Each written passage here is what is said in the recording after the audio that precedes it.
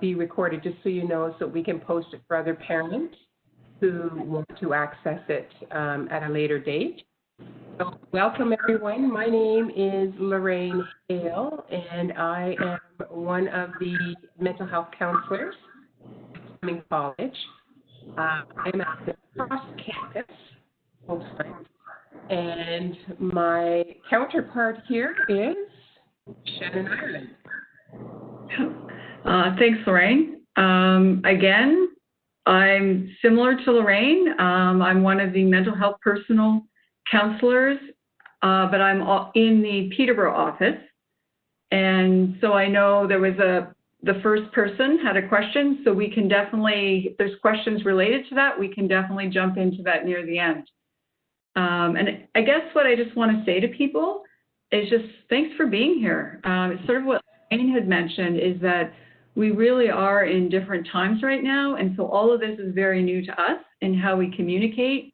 For me, and I know Lorraine's the same, I like to see people, I like to ask questions, I like to see your hands going up, or so this is a little bit different for myself anyway. So I just want to acknowledge that, and I guess what I want to say is today is really about you.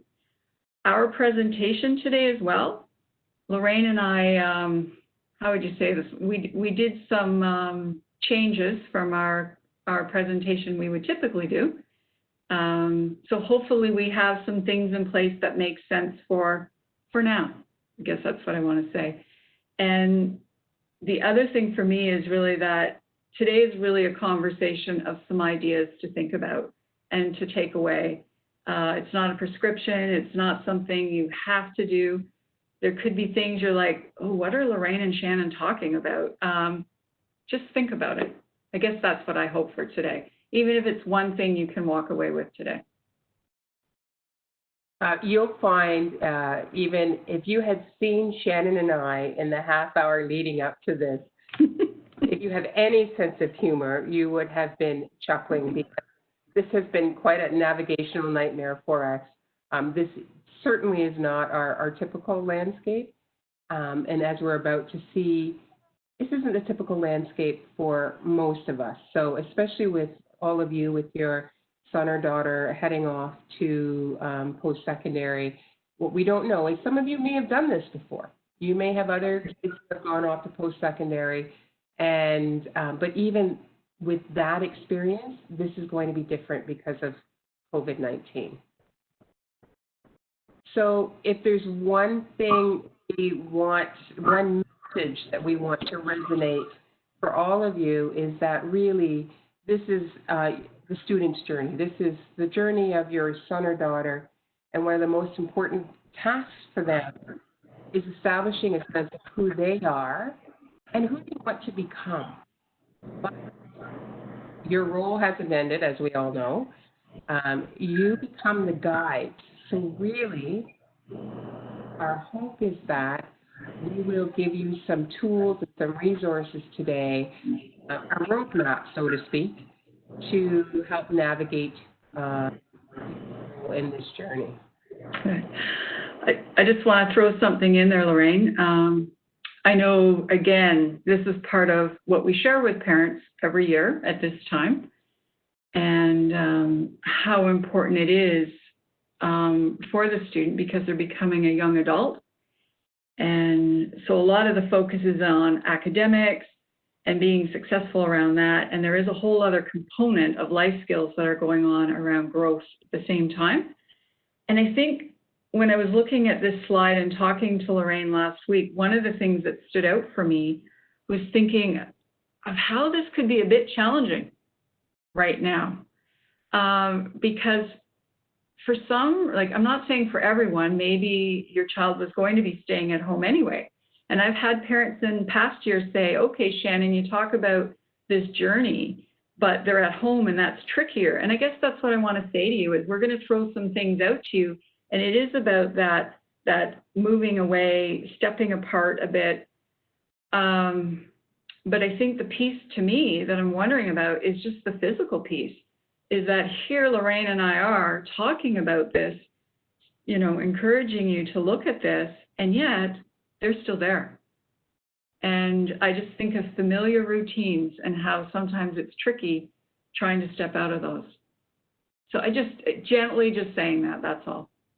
I think that's a really important piece, and most of you won't know, Shannon knows, but I have a son who is launching into post-secondary this year.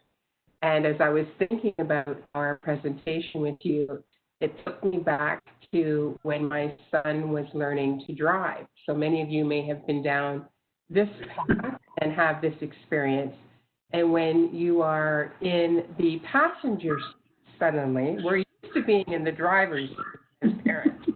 And suddenly you're in the passenger seat and they're making the decisions and they're having the responses. And we are, I don't know about you, but I was hitting my brake and I was repeatedly telling myself, breathe, Lorraine, just breathe. So for any of you who have had that, it's very different when suddenly our whole beings have been to guide them, to protect them, to anticipate what might inhibit or pose a threat to them. And that's how we're wired, right? To anticipate and to help them develop the skills to manage those things. And then suddenly we're in the passenger seat and we don't have any of those abilities to stop the car or slow it down. So that was the analogy that came to mind when we were talking, when I was thinking about this presentation. That's great, Maureen.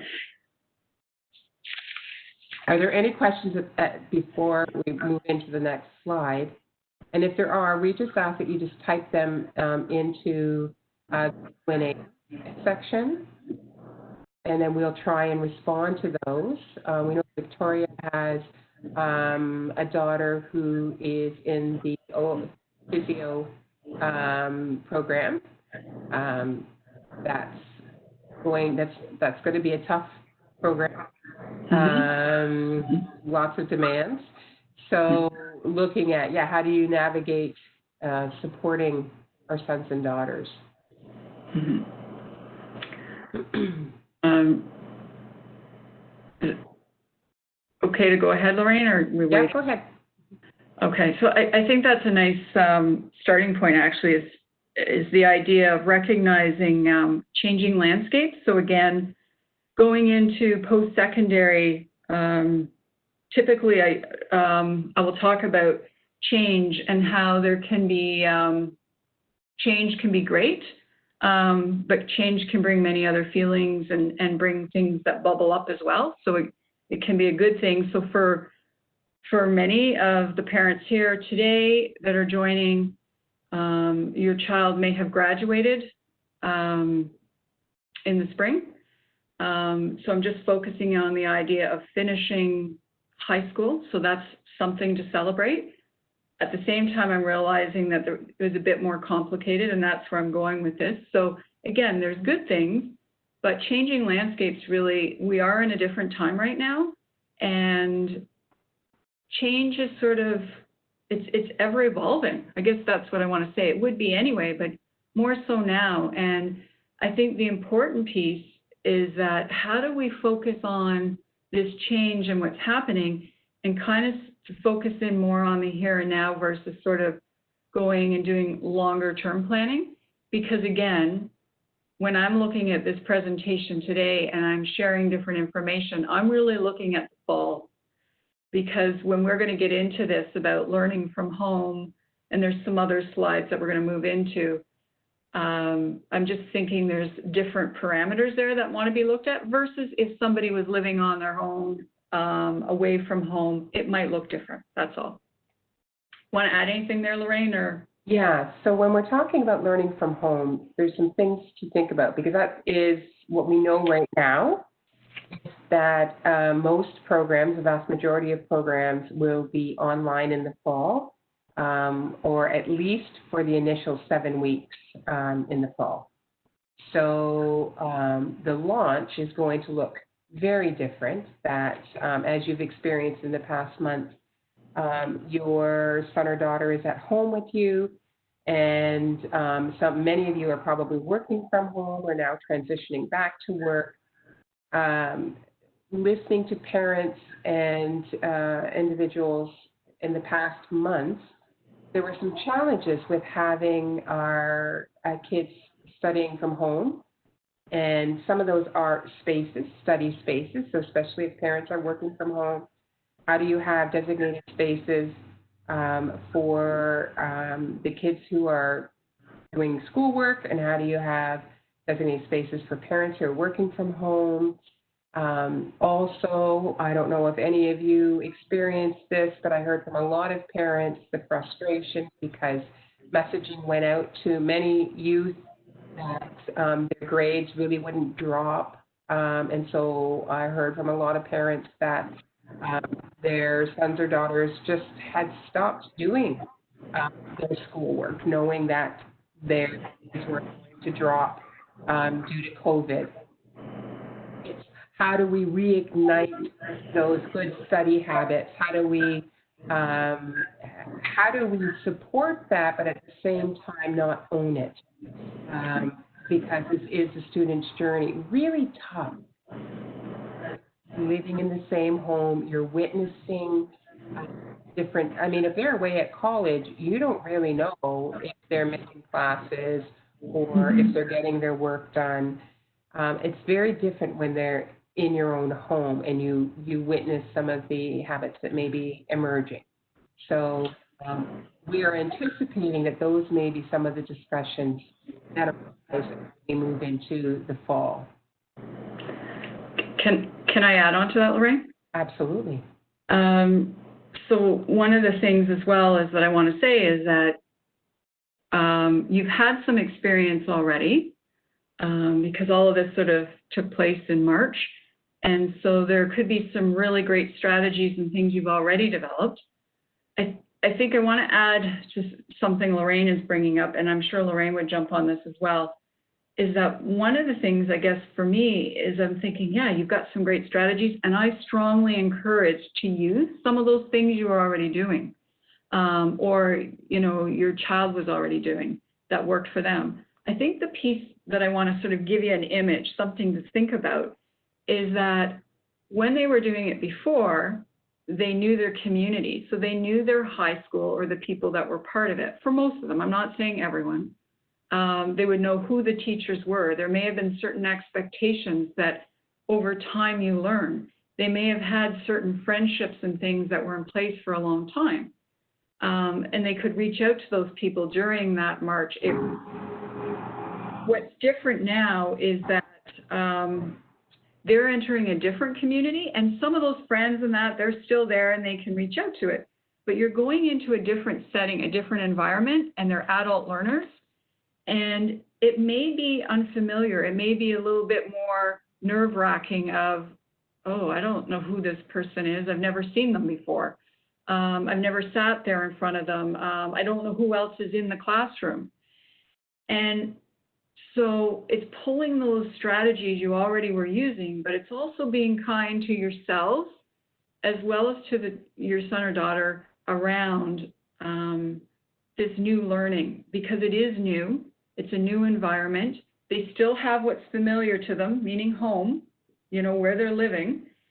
But I think it's just being kind to yourselves. And I think if I could say something, and we're going to talk more about it, is keep asking questions. Just keep asking questions. If there's something that I've learned over the years, questions are good. I ask students all the time to ask questions and keep asking if they're not sure. I know Lorraine would say the same thing because it is new, and they're going to be having so many courses that they're trying to balance as well. And we'll get to some of that in a bit. Sorry, Lorraine, go ahead. The other thing I would add to asking questions is building a relationship. And it's harder from a distance. And so what I typically say to students coming in, is build the relationships with your faculty, because they are going to be the ones who, if you're struggling, you're going to be reaching out to. If you need extensions on things, you're going to be reaching out to. So the more that you can build that relationship with your faculty, the more likely they are to recognize that you are someone who's invested, that you're someone who, may need some additional support or some additional help. But those are also the individuals at the end of your time at Fleming who may be the references for you. So I always stress to students, and even do that now, whether it's through email or asking to have a chat, a web-based chat with faculty. I have students who have reached out who are coming new in the fall, and I've encouraged them to reach out to the coordinator, build that relationship now. So that's something that if you hear your son or daughter struggling, encourage them. Sit beside them if they need some moral support in doing that. And just be, you don't have to do the talking, but just be there to give them that moral support to take that step. Because sometimes it can be awkward and it can be difficult.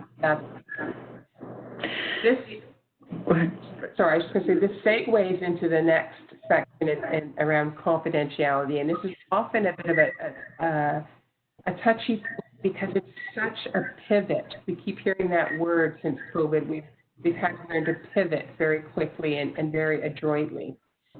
So confidentiality is a big shift because up until this point, and I used to always chuckle because, you get all of the communication from the teachers, from the school administration, from the principals.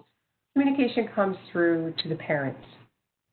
And we're very much involved in what's going on in our son or daughter's education.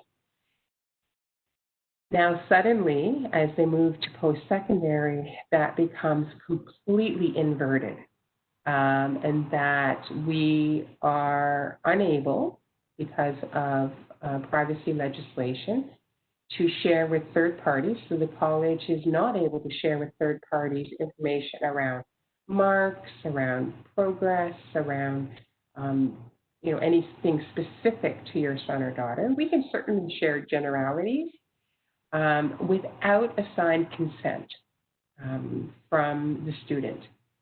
So this is a typical conversation that we have with students as they're coming into counseling services or supports, because it's not uncommon. If I'm with an individual within the counseling framework, and I hear them referencing their mom or their dad or their mom and dad, or a grandparent or someone who clearly has been playing a primary role in supporting them, I ask them, would you like to have them involved in some of this? I mean, and I'm sure Shannon has done the same. I said, do you want to call them and we'll have them on speakerphone as we have this conversation?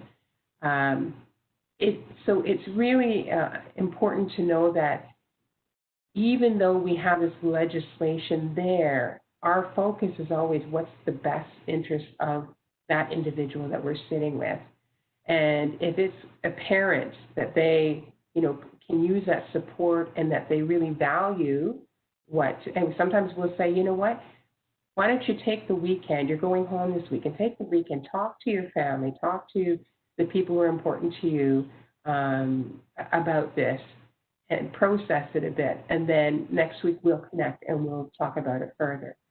So even though we have this legislation there, and if someone says, no, I don't want you sharing this information, with my parents, or I don't want you sharing this information with anyone, then we have to honor that and respect that.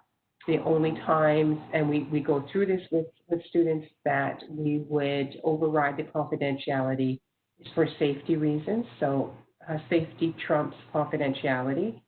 So if we had concerns that someone may be at risk of harm, either harming themselves or harming someone else, then we absolutely would override the confidentiality and seek to contact the people who would be most beneficial in that situation. So we have contacted family if we had concerns. We have contacted and gotten them to hospital. So those kinds of things But it's important that you know that those parameters are in place. Can I add to that, Lorraine? There's a few things you said, Lorraine, that I just want to go back to because I think it's really important, especially because we've worked with students where they're not at home, but I'm trying to imagine being at home, and we're going to get into, and we'll talk more about this, but what an academic semester can look like and how it's 15 weeks, but as we move along, stress will start to bubble up. It's going to go up. And then generally, that's when, generally, not all the time, but generally some students struggle more, whether it's with mental health, just emotionally, could be academically. But I'm sitting here thinking about this, imagining that they're not in residence or living on their own. They're sitting at home. And you're there at home, and we're sitting here encouraging you to step back, step aside, be the guide in that. And all of a sudden that's going to bubble up. And I often think how we fall into familiar routines in that, and how it may be they're reaching out to you to solve it. And I think it's okay. I guess if there's something I was going to say today, and Lorraine, jump in on this if you'd like, is that it's okay for you if you're not sure. I know I get calls from parents. It doesn't mean I can talk specifically about a student, but I can talk generally, and there may be questions that you're having saying, I'm really not sure. Is there someone there that can talk to me for a bit? And so I'm throwing that out, and it may even be something we look at as well. But Lorraine, I'm just throwing that to you. No, absolutely. I would encourage, and I do encourage, if people have questions, then absolutely, ask the questions. And someone has just commented, this is very overwhelming for an 18-year-old starting college, but at home. I totally agree. I have an 18-year-old at home starting college, and even though this is a field that I work on, I witness some of the anxiety, the fears, the uncertainty, all of those things that they're going through, the excitement, the disappointment. One of the exciting things about post-secondary is you get to go away and you meet a whole new group of friends, and you have these supposedly stimulating opportunities and experiences. And that's going to be delayed this time. So one of the questions I know that my son asked, well, how am I going to connect with the peers in my class? How am I going to develop those relationships? Good question. And so he put it out to the coordinator in his program to say, this is something I'm a little bit worried about, and I'm wondering if there's going to be opportunities for us to connect virtually to get to know the people in our classes. So it is incredibly overwhelming. It's a lot of change to take in, and so we really do want you to know that we're here. Let your sons or daughters know that as they move into the fall, if they're feeling overwhelmed and they need support, reach out to us. Reach out to the counseling department. We have been, since COVID started, seeing all of our clients from previously and lots of new clients who are having any different type of challenge you can imagine, but that's what we're here for. And we are doing that virtually. We are doing that over the phone. We're working from what's most comfortable for the individual. So knowing that we're here, and we'll go through other supports that are available as well. Lorraine, I'm just conscious of the time. Yeah, next slide. So one thing I've learned over the years is, and many of you have probably heard the concept of helicopter parenting and snowplow parenting. So helicopter parenting, where parents are hovering and ensuring that everything's okay. snowplow parenting is when you're anticipating what some of the obstacles might be and you're removing those before your child encounters it. One of the things that we often talk to parents about, and this has come up many, many times, is the messaging that we give our sons and daughters. So if we are finding that we are doing things for them or taking the lead, the implied message is, I'm not confident that you can handle this. If we, on the other hand, say, I have confidence in you. Yes, this is tough, this is scary, this is overwhelming, but you have a lot of skills, and I'm here to support you, but you got this. And that's a very different message, and helps them to reevaluate that, this is scary, but you know what? I'm just going to do one step at a time. And I think that that's often something that we're focusing on in counseling too, is that, you're coming in here with a lot of skills, a lot of experience, a lot of wisdom. So let's leverage that and move forward.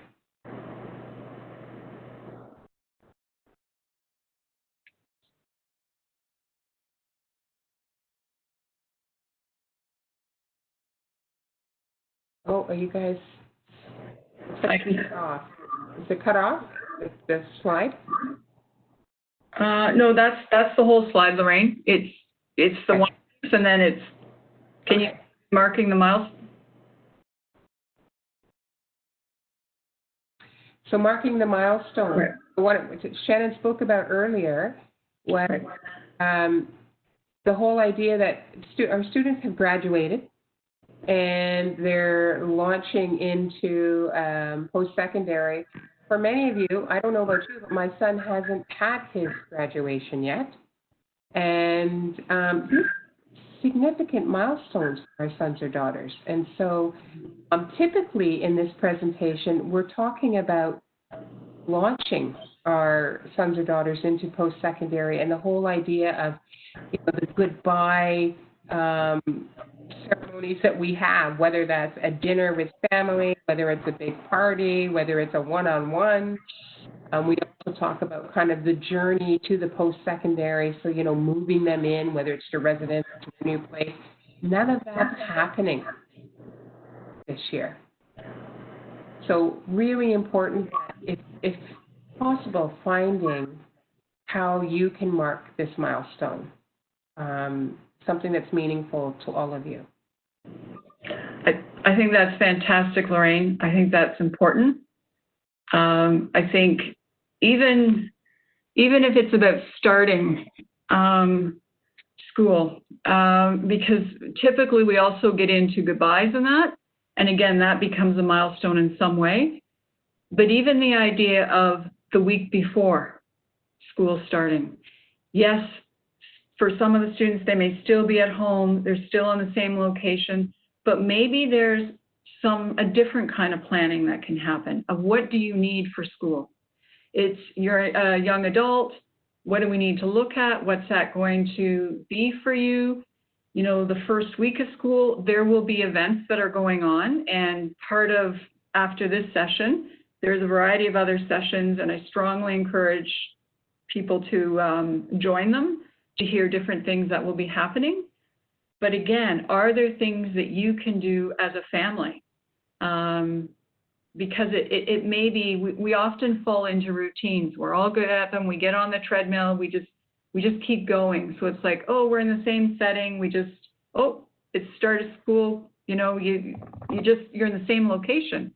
So how can you be creative and do something different? I guess that's what I'm saying, and encourage your child to think of what could that be. They may be upset. They may be irritable about it. They may be sad because of missing graduations, proms, things like that. Or maybe they were already creative and came up with different things to do. But even though those feelings may bubble up, it's still sort of encouraging, is there something small we can do to at least mark this moment? So some of the things that we anticipated, and as is acknowledged, this is overwhelming, and it's going to be overwhelming not just for the individual coming to college, but for the family who's, you know, traveling this journey with them. Some of the things that you may want to think about and you may want to begin discussing.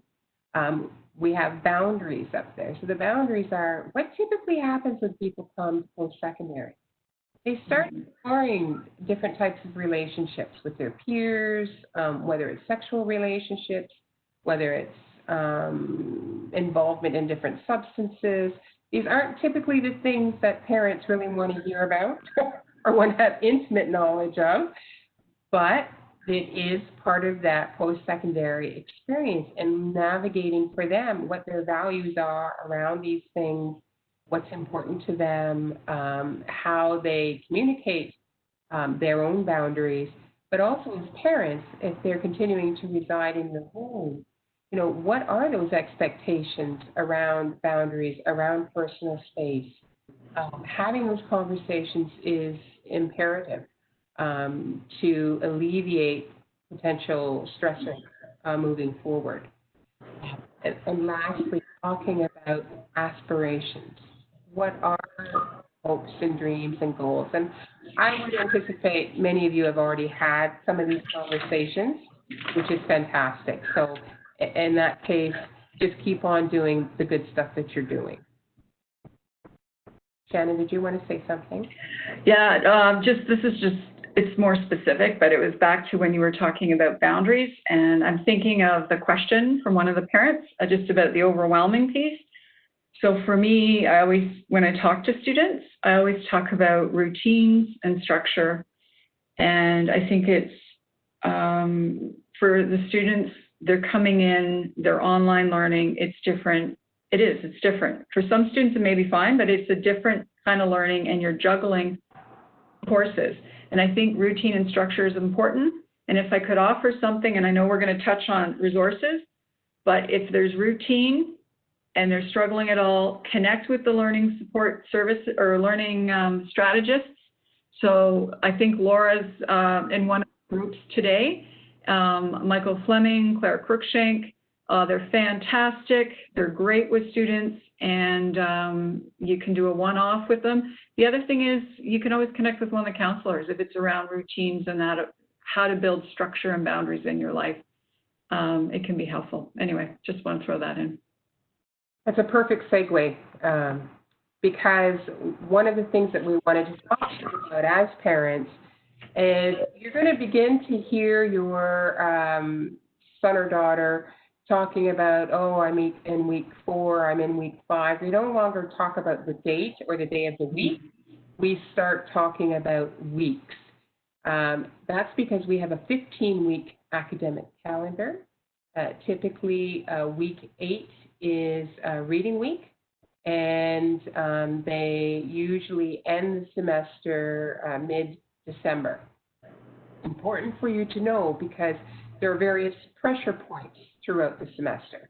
And typically week 7 and week 9 are major pressure points because of midterms. The other thing to think about when we talk about students feeling overwhelmed, they're coming from high school where they have 4 courses a semester. They're entering into college where they will have at minimum 6 courses. So the pace and the demand is significantly more. And in some programs, they have 8. Some programs, they have more. So recognizing that really takes, as Shannon said, the structure. So finding out how do I map out what's coming due, how do I know when my courses are, how do I figure out where my courses are. All of that information will be on their student portal. Typically in mid-August, they can access their their calendar, their schedule, their class schedule. Because it'll all be online, they'll have information in terms of how to do that. If they're having any questions with that, you will see in our slide here, we have the Information Center. That is the student portal. So if you click on that link, and I would encourage you to do this with your sons or daughters, it will bring you up to all of the various resources that are available to them. So you have various supports around learning strategies, as Shannon was talking about. Learning strategists essentially help students develop the tools that they need to be successful. So some students need help with time management if they haven't mastered that yet. Some students need help with organizational in terms of, oh my gosh, I have all this stuff coming at me and I don't know what to do first. So they can help develop those tools. These are the tools that are going to be carried with them throughout the course of their life. So we really encourage students to understand all of the learning doesn't happen in the classrooms. Some of these skills that you are going to develop are going to be developed outside of the classroom.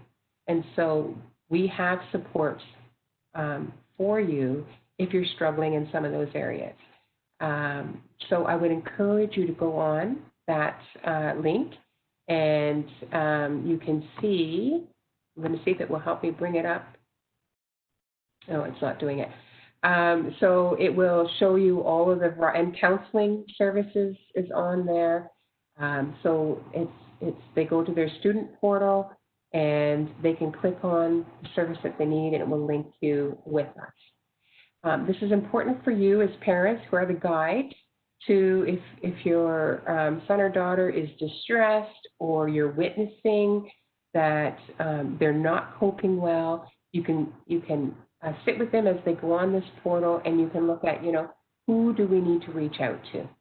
And they can then reach out to one of us to help walk them through. It's important that they not feel alone, and there's going to be a greater sense of isolation. Yeah, someone just popped up, says currently the portal says that they are not enrolled. That's right. It'll be mid-August, usually when that starts to, sometimes earlier in August, depending, but generally it's mid-August when you actually see the timetable. So, but if you go on the website, you can, you'll get to, and you will have this PowerPoint available, so you can actually access it later on if you forget. Where was I supposed to go to get that information? The second thing that's important for parents as the guides is understanding what some of the policies and procedures are. So if you get your son or daughter who is distressed, they've just been informed that they're going to get a 0 on something because of plagiarism, and that's what happened, I don't understand this.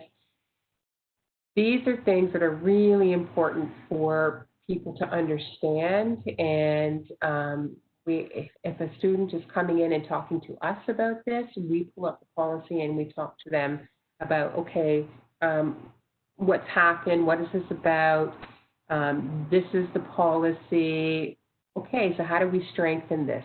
This has happened. Typically it's not intentional, those kinds of things, but there's lots of policies around violence prevention.